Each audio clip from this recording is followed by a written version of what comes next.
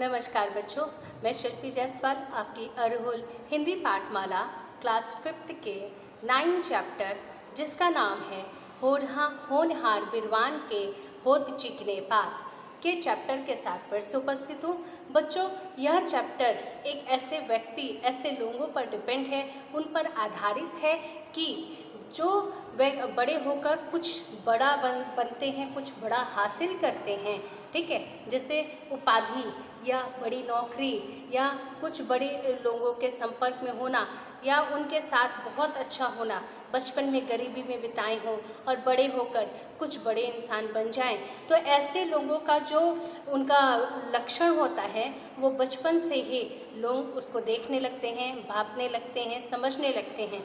उस इंसान का जो लक्षण है बड़े होकर कुछ बड़ा बनने का लक्षण होता है, वो बचपन से ही दिखने लगता है और लोग ये अनुमान लगाने लगते हैं कि यह बड़ा होकर कुछ ना कुछ अच्छा करेगा, अच्छा बनेगा, एक बहुत ही सफल व्यक्ति बनेगा। तो ऐसा लक्षण जो है वो बचपन से ही दिखने लगता है। तो इसी प्रकार से यह चैप्टर भी है, जैसा कि आपका टाइटल है, होनहार बिरवान के होत चिकने पात, यानी कि एक बहुत ही होनहार अच्छा व्यक्ति जो होता है वो बचपन से ही समझ में आने लगता है। उसके जो पात होते हैं, उसका जो मटका होता है वो चिकना होता है, उस पर कुछ गलत असर पड़ता ही नहीं और वो अपने लक्ष्य के प्रति आगे ही बढ़ता जाता है। जैसे कि यह पाठ में ऐसा माना जाता है कि जो लोग महापुरुष बनते हैं उनकी विलक्षण बुद्धि का बचपन से ही पता चल जाता है। वे अपनी कुशाग्र बुद्धि से जीवन के प्रत्येक कार्य को सफलतापूर्वक कर लेते हैं। आइए जाने एक ऐसे ही महापुरुष के बचपन की बुद्धिमत्ता को। तो बच्चों, ये जो आप देख रहे हो ना, जैसे मैंने ये पढ़ा कि ऐसा माना जाता है कि जो लोग महापुरुष बनते हैं, महापुरुष मीन्स बड़े होकर महान पुरुष बनते हैं, जो वो नौकरी से भी बनते हैं, अपने कार्यों से भी बनते हैं, वो अलग अलग क्षेत्र में अलग अलग तरीके से महान पुरुष बनते हैं। उनके जो विलक्षण बुद्धि का बचपन से ही पता चल जाता है। कैसे पता चल जाता है? वह बचपन से ही बड़े ध्यानपूर्वक हर कार्य को करते हैं, उसी तरह से उनकी मनोदशा होती है, उसी प्रकार से वह व्यवहार करते हैं। तो इसलिए लोग भाप लेते हैं कि यह बड़ा होकर कुछ ना कुछ बहुत महान बनेगा और वे अपनी कुशाग्र बुद्धि से जीवन में प्रत्येक कार्य को सफलतापूर्वक कर लेता है। तो इसी प्रकार से हमारा ये चैप्टर है। बच्चों, इस चैप्टर को शुरू करने से पहले आइए हम लोग एक कहानी, बहुत ही अच्छी कहानी है, वो कहानी किसकी है? एक बच्चा है सिद्धार्थ और एक चाणक्य है। चाणक्य वो बच्चा जो है अपने गांव में गंगा के किनारे जो है खेल रहा था दोपहर में। ठीक है, राजा खेल रहा था और वो राजा बना था। ठीक है, और बाकी बच्चे उसकी प्रजा बने थे। ठीक, और दूर बैठा चाणक्य उन्हें देख रहा था और वो जो बच्चा राजा बना था वह बड़ा होकर राजा ही बना था।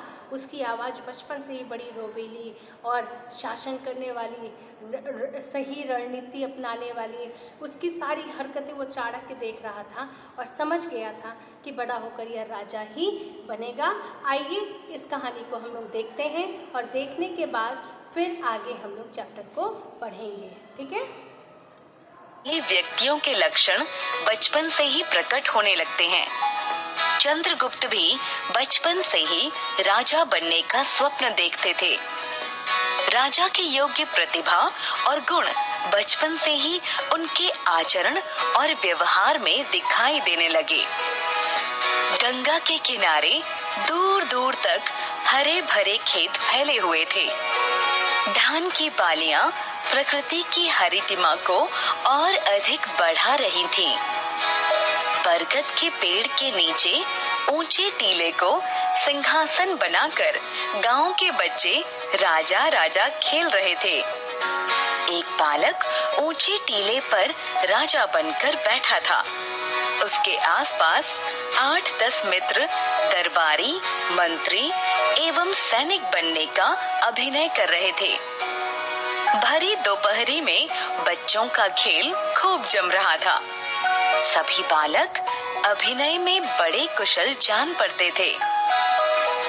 10 वर्षीय बालक चंद्रगुप्त जो राजा बना बैठा था, उसकी आवाज बड़ी रौबीली थी। उसने मंत्री बने मित्र विशाख से पूछा, क्या हमारे राज्य में प्रजा सुखी है?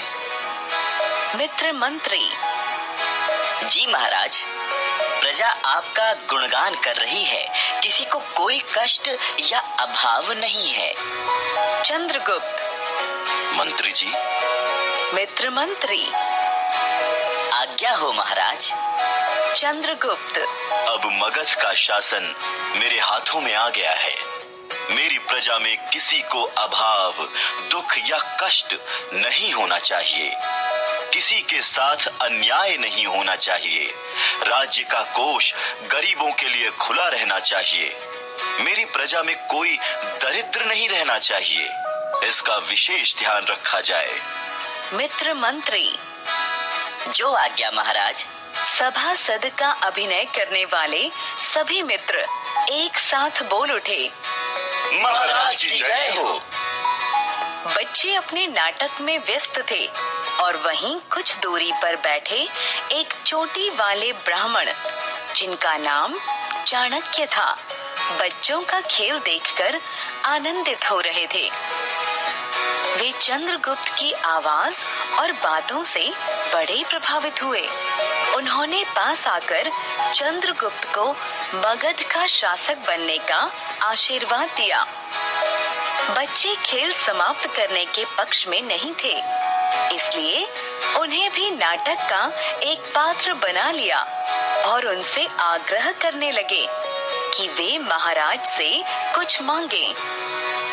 चाणक्य भी बच्चों की खेल मंडली में शामिल हो गए और राजा बने चंद्रगुप्त से एक दूध देने वाली गाय मांगी। चंद्रगुप्त ने उनका सम्मान करते हुए उन्हें आसन या दूसरे ऊंचे टीले पर बैठाया। चंद्रगुप्त बोले, ब्राह्मण देवता, आप एक नहीं 10 गायें लीजिए। सोना, चांदी, हीरे, जवाहरात मांगिए। मेरे राज्य में किसी चीज की कमी नहीं है। मैं यही चाहता हूँ कि मेरी प्रजा में ब्राह्मण एवं गुरुजन सुखी और संपन्न रहें। चाणक्य उसकी वाक्पटुता और कुशल नेतृत्व क्षमता से बहुत प्रभावित हुए। वे राजा नंद के दरबार से अपमानित होकर आए थे। उन्हें चंद्रगुप्त जैसे एक समर्थ, बुद्धिमान, राष्ट्र प्रेमी नवयुवक की आवश्यकता थी, जिसकी मदद से वे राजा नंद से प्रतिशोध ले सकें। उन्होंने कुछ सोचते हुए कहा, नहीं महाराज, मुझे केवल एक ही गाय चाहिए। ब्राह्मण को उतनी ही इच्छा रखनी चाहिए जितनी आवश्यकता हो। चंद्रगुप्त ने अपनी दिलेरी दिखाते हुए कहा, खेतों में गायें चर रही हैं। आपको जो गाय पसंद हो ले लीजिए। चाणक्य ने कहा, यदि गोरक्षक मुझे रोके तो? चंद्रगुप्त ने कहा, मगध की सीमा में चंद्रगुप्त के राज्य में आपको कोई नहीं रोकेगा। चंद्रगुप्त की आज्ञा का उल्लंघन भला कौन कर सकता है? आप निर्भय होकर गाय का चयन कीजिए और उसे अपने साथ ले जाइए। चंद्रगुप्त एक सैनिक बने बालक की ओर इशारा करते हुए, सैनिक, ब्राह्मण देवता की सहायता के लिए तुम उनके साथ जाओ। चाणक्य सैनिक बने बालक के साथ बाहर निकलते हैं। इसी बीच चंद्रगुप्त की माँ मुरा अपने पुत्र को ढूंढते हुए बरगद के वृक्ष के पास आती हैं। चाणक्य मुरा को बताते हैं कि चंद्रगुप्त की हस्तरेखाएं बड़ी प्रबल हैं। उसकी शिक्षा की व्यवस्था की जाए, उसका भाग्य अवश्य चमकेगा। मुरा भी यही चाहती थी कि उसके पुत्र की शिक्षा दीक्षा की उचित व्यवस्था हो, परंतु वह बेबस थी। राजा नंद ने उसके पति को बंदी बना लिया था। चाणक्य की बातें सुनकर उसके मन में पुत्र के कुछ बनने की भावना का विश्वास फिर से जाग उठा। चंद्रगुप्त बचपन से ही बड़े निर्भीक, स्वाभिमानी और बुद्धिमान थे। एक बार मगध के राजा नंद ने अपने दरबारियों, सेवकों तथा देशवासियों की बुद्धि की परीक्षा के लिए एक योजना बनाई। उन्होंने अपनी राजधानी पाटलिपुत्र के राज दरबार में लोहे के पिंजरे में शेर की एक मूर्ति रखवाई और राज्य भर में ढिंढोरा पिटवा दिया कि जो भी व्यक्ति लोहे के पिंजरे को बिना तोड़े शेर को बाहर निकाल देगा, उसे राज्य की ओर से 1000 सोने की मुद्राएं दी जाएंगी और उसकी मनचाही मांग भी पूरी की जाएगी। इस सूचना को सुनकर चंद्रगुप्त राज दरबार में पहुंचे। वहां जाकर उन्होंने पिंजरे में बंद शेर को अच्छी तरह देखा। दरबार के सभी लोग सिर नीचे किए हुए बैठे थे। बालक चंद्रगुप्त ने बड़े उत्साह से कहा, महाराज, मैं इस शेर को बाहर निकाल सकता हूँ। सभी राज दरबारी उस बालक की ओर आश्चर्य से देखने लगे। राजा नंद को भी बड़ा आश्चर्य हुआ। चंद्रगुप्त ने पुनः कहा, महाराज, मुझे शेर को बाहर निकालने की आज्ञा दें। राजा नंद ने कहा, ठीक है, निकालो शेर को पिंजरे के बाहर। ध्यान रहे, तुम पिंजरा नहीं खोल सकते हो। चंद्रगुप्त बोले, ठीक है महाराज, परंतु इस कार्य के लिए मुझे एक जलते हुए दीपक की आवश्यकता है। राजा नंद के आदेश पर जलता हुआ एक दीपक राज दरबार में मंगवाया गया। चंद्रगुप्त ने सलाखों के बीच से दीपक को शेर के पास रखा। मोम का बना हुआ शेर पिघलने लगा। उसकी बुद्धिमानी देखकर सभी हैरान हो गए। राजा नंद ने उसकी प्रशंसा करते हुए उसे 1000 सोने की मुद्राएं दी और उसकी मनचाही मांग के विषय में पूछा। चंद्रगुप्त ने मनचाही मांग के रूप में अपने पिता को बंदी गृह से मुक्त कराया। बचपन से ही बुद्धिमानी और साहस दिखाने के कारण उनके लिए यह कहना सही होगा कि होनहार बीरवान के होत चिकने पात। वही बुद्धिमान, तेजस्वी, न्यायप्रिय चंद्रगुप्त काफी समय तक मगध के सम्राट रहे। चाणक्य उनके महामंत्री बने। तो बच्चों, आपने देखा इस कहानी में क्या चाणक्य और कौन था बच्चा? एक बच्चा था, बालक था, ठीक, जो बचपन से ही राजा बनने की उसके अंदर क्या थी? कला थी, है ना। वो जो गेम खेलता था, खेल खेलता था, वो भी राजा वाला खेलता था। उसकी वाक्य पटुता सभी बहुत अच्छा था। जैसे एक राजा अपनी प्रजा की रक्षा करता है, ये सारे गुण उसके अंदर थे। तो इसीलिए लास्ट में उसने कहानी में कहा ना कि इसलिए इस व्यक्ति के लिए कि ये कहना सही है कि होनहार बीरवान के होत चिकने पात, यानी कि जो व्यक्ति बड़ा होकर कुछ अच्छा बनता है, बड़ा बनता है, महापुरुष बनता है, उसके लक्षण बचपन से ही उसके अंदर दिखने लगते हैं। तो आइए बच्चों, अब हम लोग अपना पाठ को शुरू करते हैं, ठीक है। संध्या का समय था। सूरज अपनी आखिरी लाली दिखाते हुए विलीन हो रहा था। विलीन का मतलब क्या होता है? छिप जाना, छिप रहा था, है ना। विलीन हो रहा था। पक्षी अपने घोंसलों की ओर चल रहे थे। कुछ बालक जो कि अच्छे मित्र थे आपस में बातचीत करते हुए अपने अपने घरों की ओर चल रहे थे। उन्हीं बालकों में से एक बालक था अब्राहम, जिसकी आयु 15 वर्ष की थी। कितनी वर्ष की थी बच्चों? 15 वर्ष की थी। गरीब परिवार का था। उसके घर में पर्याप्त खाने पीने के लिए भी नहीं था। पर्याप्त का मतलब क्या होता है कि काफ़ी, है ना, खाने भर का भी काफ़ी नहीं था खाना। और क्या, अब्राहम परिश्रमी यानी मेहनती, कर्मठ यानी कर्म करने वाला, एवं दृढ़ निश्चयी यानी पक्के इरादे वाला था। ठीक है, यानी अब्राहम, उस बच्चे का नाम था अब्राहम, और अब्राहम परिश्रमी था, मेहनती था, कर्मठ था, हर कार्य को करने वाला था, वह एवं दृढ़ निश्चयी था, यानी कि जो भी काम करना है उसका दृढ़ निश्चय कर लेता था कि मुझे इस काम को अभी ख़त्म करना है, फिनिश करना है। तो इस तरीके की चीज़ को दृढ़ निश्चय कहते हैं। अचानक इन बच्चों ने सामने से आता एक घोड़ा देखा। क्या हुआ? अचानक इन बच्चों ने सामने से आता एक घोड़ा देखा। घोड़े पर घुड़सवार नहीं था, मगर पीठ पर जीन थी, है ना। बालक अचरज में पड़ गए। बालक जो है वो अचरज में यानी हैरानी में पड़ गए। अचरज का मतलब हैरानी। बालक सभी हैरान हो गए कि इस पे घोड़ा नहीं, घोड़े पे घोड़सवार नहीं है और घोड़ा चला रहा है। सभी हैरान हो गए। अब्राहम सोच में पड़ गया कि अवश्य ही घुड़सवार कहीं गिर गया होगा। देखिए, उसने अपने बुद्धि का परिचय दिया कि वह सोच में पड़ गया कि अवश्य ही इस घोड़े के ऊपर का घोड़सवार कहीं गिर गया होगा। रात होने को थी। सभी बालक घर जाना चाहते थे, मगर अब्राहम कहना था कि हमें घोड़सवार की खोज करनी चाहिए। मगर जो ये अब्राहम बालक था, इसने क्या किया, इसका कहना था कि हमें इसकी खोज करनी चाहिए।